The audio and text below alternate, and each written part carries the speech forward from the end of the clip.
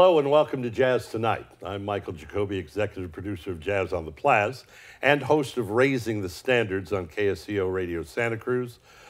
Delighted to be joined tonight by our final act of the season from the Funky Godfather, Tony. How do you pronounce your last name? Lufrano. Lufrano.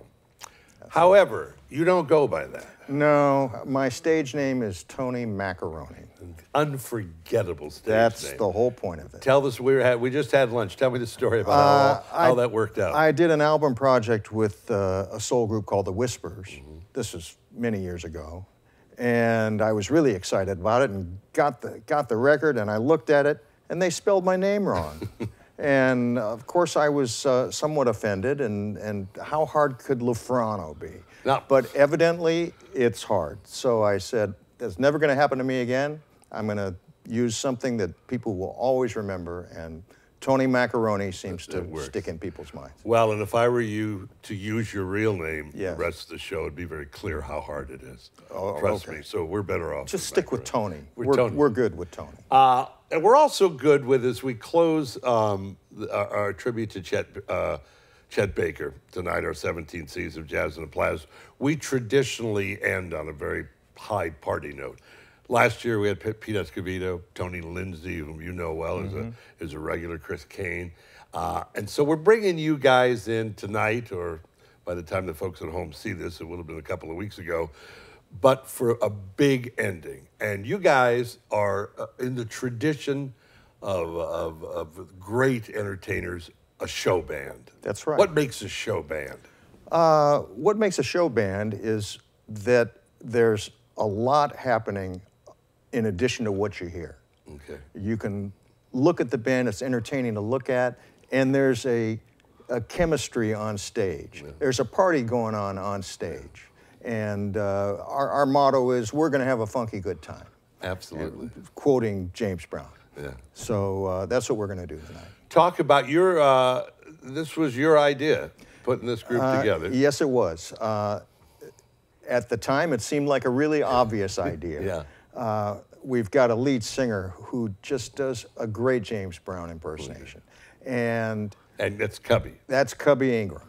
Cubby Ingram. Local guy, South Bay guy. And on guitar, our buddy over there, Anthony Paul. Sitting over in the shadows. He's in the middle of the audience today. Right. And we should back up. You guys were here with Frank Bay a few years ago. That's correct. I think for the year Ramsey was here, so it's probably 2014 or 15. Well, I remember it well. It was a great show. Okay. And all right. So anyway, it's a band. It's and I'm not comparing you to a circus, but it's like the idea of the three-ring circus, where there's always something going on to catch your eye. That's what we try to. You guys do the dance moves and the whole thing. You know, I'm trying to get our horn players to dance. It's not easy. Are they reaching an age where maybe dancing's not on the list anymore? Well, if we can get the audience dancing, then we figured we did our job. But we're having a great time up there amongst ourselves, and we found that if it feels like a party on stage, well, they're having fun. Why aren't I having fun? That's right. Exactly. That's right. So you're a big James Brown fan growing up? I'm a huge James Brown fan. And you saw him late in life. I did. I saw him when he played at the Fairmont Hotel. Yeah. And I got to say, he was a little bit, I don't want to say past his prime, but it wasn't his best show. Yeah. Everybody raved about, the energy and everything. Yeah. And I remember that I wasn't all that impressed at the time. Yeah. In fact, a little disappointed. But the man's body of work just can't be denied. From Barnwell, South Carolina. A lot of people think he's from Augusta. That's what I thought. Yeah, and because I was going to talk, I was thinking about introducing you guys and talking about two great things that came out of Augusta, or the Masters and James Brown. But no, I think he lived in Augusta, but he was born in South Carolina. Well, I knew the South Carolina. He was arrested in Georgia a lot. Oh, there you go. That's a good claim to James Brown was a tough guy to pull over in traffic. Yeah, I imagine. It was no fun when you pull him over. You haven't seen the film Get On Up? No, I have not. It's a marvelous film. for folks at home if they get a chance. The young man, the actor who played Jackie Robinson, plays him, and he had another major role that doesn't come to mind, but it's a great film. So you're sitting home, and maybe you're listening to a little bit of The Godfather's Soul, and you go, "Wow, we ought to put this together." More like I'm on stage, and we're doing a James Brown song, "Sex Machine," and the crowd is going nuts, and the manager of the venue is going nuts. He wants to get on stage with us. And it just seems so obvious. We got to do more of this. We can't just do one song. We should do a whole show of this. And especially since I've known Cubby for a long, long time. He's one of my favorite people in the world, and he's a huge talent. And it always seemed to me that he needed just the right vehicle for the world to start appreciating him a little more. And this was it. Now, is your layout the same as the James Brown layout in terms of instruments, same number of horns? No. Okay. No. He had a big group. He had a really big group, and when I saw him at the Fairmont, it was ridiculous. He had 2 drummers and 2 bass players, and it's just redundancy of everything. No, we don't do that. But you're 10-piece. We are 10 pieces. We started out as 8 pieces, and I was going to do just 2 horns. Saxophone, Maceo, trombone, Fred Wesley. And those are the guys who get all the solos on the records, and I figured if we got that covered, we're good. But then our buddy, who's a great trumpet player, wanted to do it, so okay. And then I had the idea, gee, why don't we have a female vocalist come up and do some of these songs that James Brown produced for female recording artists? For instance? Lynn Collins, Marva Whitney. There's a whole series of them over the years. Women who recorded songs that were produced by James, using James's band. So it sounded like a James Brown record, but with a really funky woman vocalist. So I enlisted Terry O'Dobbie, who's a singer out of Oakland, really powerhouse singer. I saw Maceo at the Blue Note last year in New York, and killer. That's what I heard. I heard he's still amazing. Really good. He really hits it. You know what? Let's look. We've got a video. This was recorded where? This was recorded at a private function. One of the guys in the band is related to somebody in the party planning business. And they have every year a big party. And we were the featured entertainment. And this is a medley? It's a medley that I put together in the video, yes. Terrific. So let's take a look at the Funky Godfather. Father, do my thing. Yeah. You know, man, like a sex machine, man. Yeah. Moving. Yeah. Grooving, you know. Yeah. I said, can I count it out? Yeah. 1, 2, 3, 4. Get up. Get on up. Get up. Get on up. Stay on the scene. Get on up. Like a sex machine. Get on up. Get up. Get on up. Get up. Get on up. Stay on the scene. Get on up. Like a sex machine. Get on up. Get on up.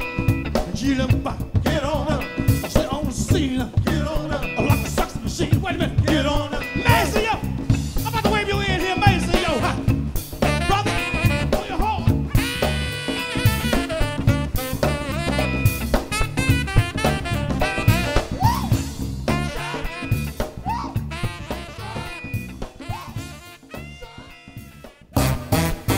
Oh, I feel good. I knew that I would now. I feel good. I knew that I would now. So good, so good. I got you. Oh, I feel nice, like sugar and spice. I feel nice, sugar and spice. So nice, so nice. I got you. Horns.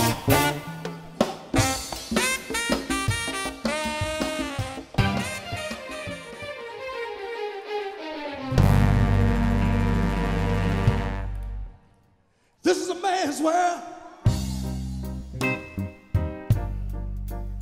This is a man's world. See, but it wouldn't be nothing, nothing without a woman again.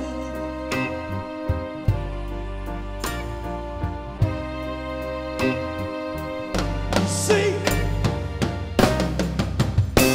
he laughs in the bitterness. He laughs in the wilderness. See y'all. I'm back. I'm back. I'm back. Get up off of that thing and glad you can feel better. Get up off of that thing. Try to release that pressure. Get up off of that thing. That you can feel better. Get up off of that thing. Try to release that. Come on. Ha. Yeah. Ha. Check this out.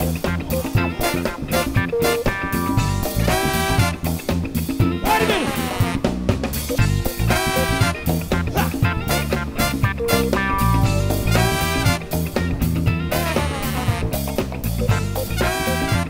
Yeah. Ha. Lead it. Come on. Lead it. Ha. Oh, yes. Play it on. Yeah, it's a little energy there. That is something. A lot of energy. We're talking to Tony Macaroni, easy enough. And we'll get back to our conversation in just a second. I want to take a moment to thank our sponsor, the Willow Street family of restaurants, which of course includes Willow Street Los Gatos, Willow Street Pizza and Tap Room in Willow Glen with 16 beers on tap, pub food. A couple of Main Street, you know, the home of the Better Burger, one in Los Gatos and one in Willow Glen. Let's have a short peek at what's happening over at the Tap Room.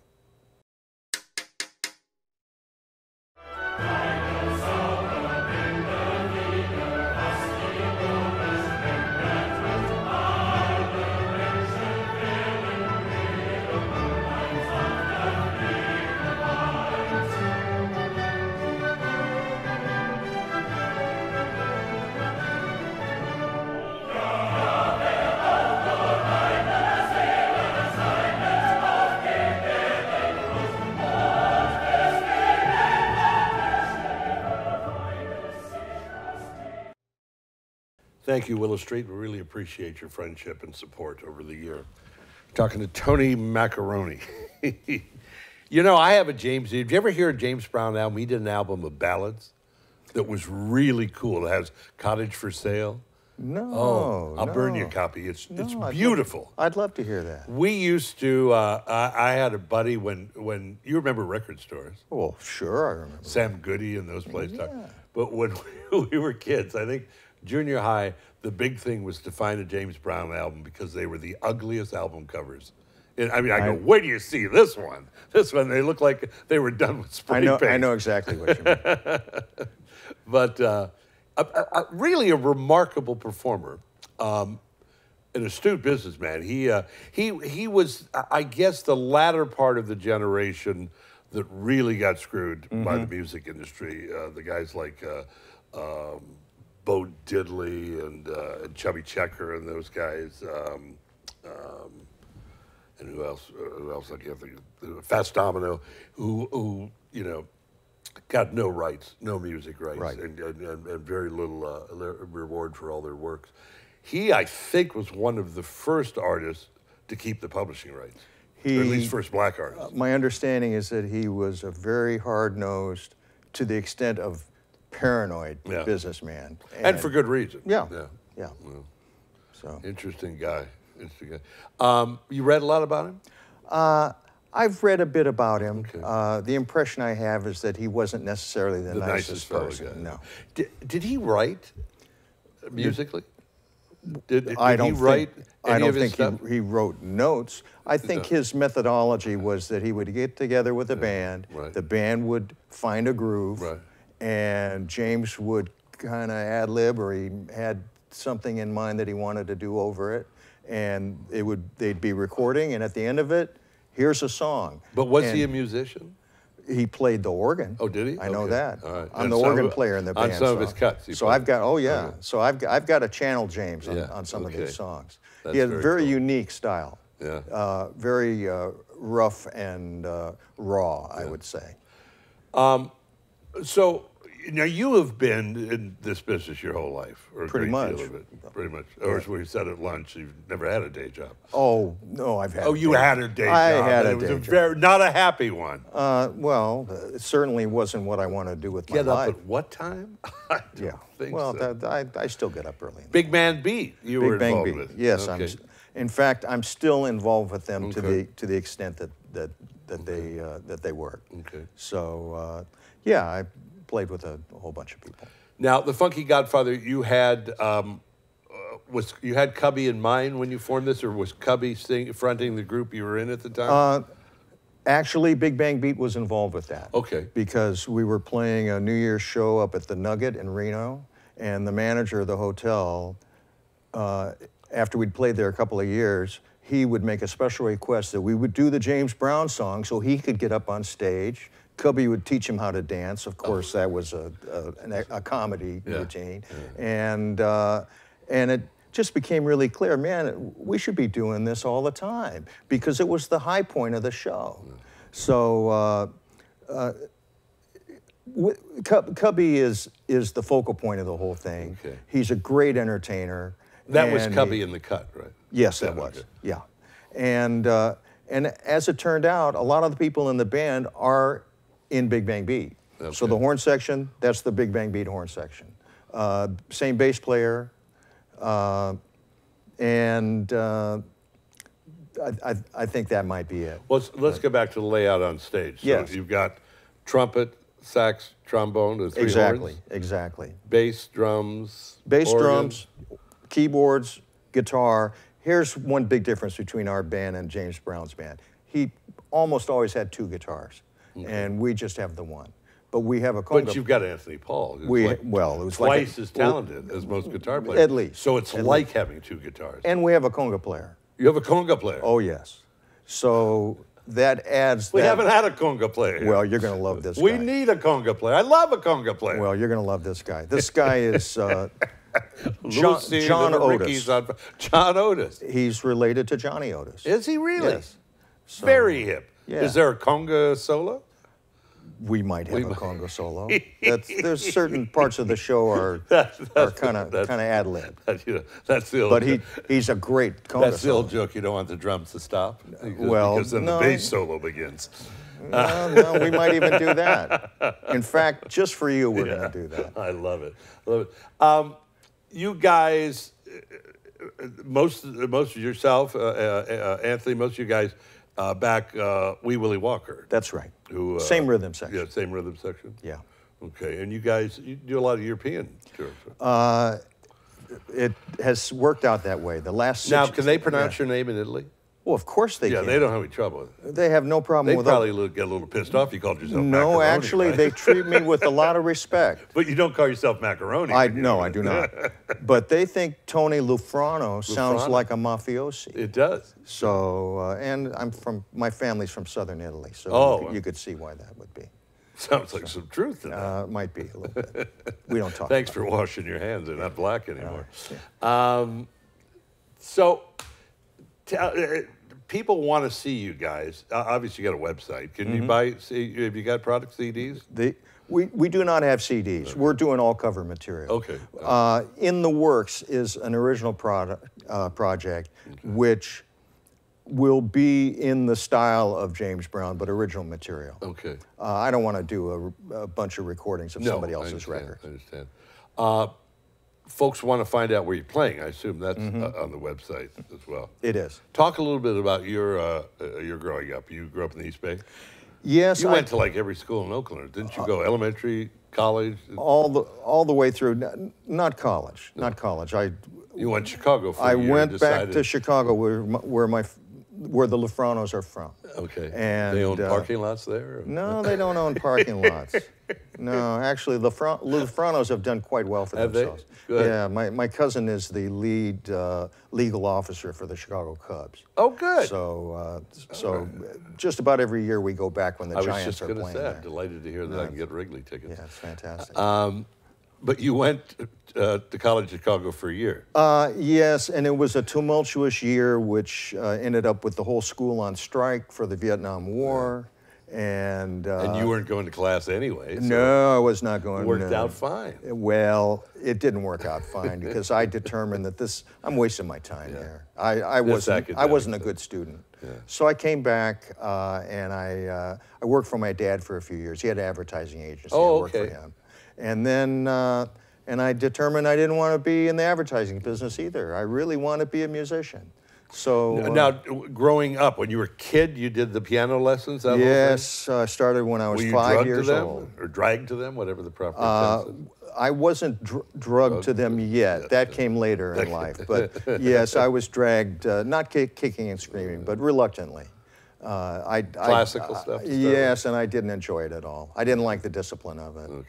But then after I had quit playing, I started going to shows in San Francisco, and I saw bands with piano players and organ players. I said, man, I want to be that guy. Yeah. So I started playing again, and now I give my mom full credit for my career. And the organ, obviously, is what you play mostly now. Keyboards. I'm playing an electronic keyboard on this show. When there's a real Hammond organ available, of course I will play. So it. B3, you'd play. Oh, you betcha. Unfortunately, we have to bring the B3 in on a C5 in order to get here because it's a big. It is. It's a big piece of equipment. And you have to have the big Leslie speaker too. So when we go to Italy, we have that. So where's the festival you do in Italy? It's in a little town up in the mountains between Florence and Bologna. Okay. The town's called Porretta Terme.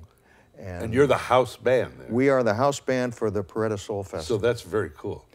It's really cool. Yeah, so you've backed some pretty heavyweight people. Well, the real heavyweights are getting a little bit few and far between these days. Yeah. But we played with Swamp Dogg last year. I wouldn't really call him a heavyweight, but he's certainly a unique artist. Yeah. And well, we got to play with Bernard Purdie. There's a heavyweight. That's cool. Yeah. So anyway, that's a great thing that we look forward to every year. So we got a few minutes left. I always ask this question: high school rock and roll bands? I'm a little bit embarrassed to say I played in a Monkees cover band when I was in high school. Really? Oh, yeah. You should be embarrassed. Yeah. Yeah. That's it. Daydream Believer and Last Train to Clarksville. I'm embarrassed I could name those. Well, actually the Monkees had quite a discography. But, they did. Yeah. No question. And there were wonderful musicians playing on those records, but not the Monkees. Not the Monkees. They had the Wrecking Crew. What was it called? Oh, the band? I don't even remember. Give me the strangest name of any band you've ever been involved in. Oh, jeez. No, you got me stumped. You got me. Straitjackets. Straitjackets that's kind of strange. That's kind of a cool name. Yeah, and we were crazy enough. Loosen up, Right. Yeah. So. Well, it's a delight that you guys are here. And thank you. The great tradition, well, not only in our tradition of ending with a party, but the great tradition of show bands, which really have been around since the 20s. Mm-hmm. And I just love it. I just love it. Well, if you want to end with a party, you're going to have a party like you never had today. Tony, thank you. Thank you very much. Good to see you, the Funky Godfather. Yeah. Finally, a word on Jazz in the Plaza. This is our last show of the year, but tomorrow we start working on next year. We start looking at artists and our ever and never-ending process of trying to raise money. If you have a couple of ducats throughout the winter, it's a cold, rainy day, go to the website and make a donation. We do it for you, and we do it to make this town all the more special, and we're so proud of what we do and so glad that you enjoy it. As far as Jazz Tonight goes, this is every year. We never know if we're going to be able to get a sponsor and get this show on the air, and I'm always so delighted personally when we do, because it's such fun and such a joy to be talking to these people and finding out a little bit about their backgrounds. So thank you for another great year. Thank Melissa and thanks David and our studio audience of Lou and Glenn and Anthony's over there trying to plug his guitar and go, am I playing? What's going on? Anyway, until next year, I'm Jacobi. I'll see you soon.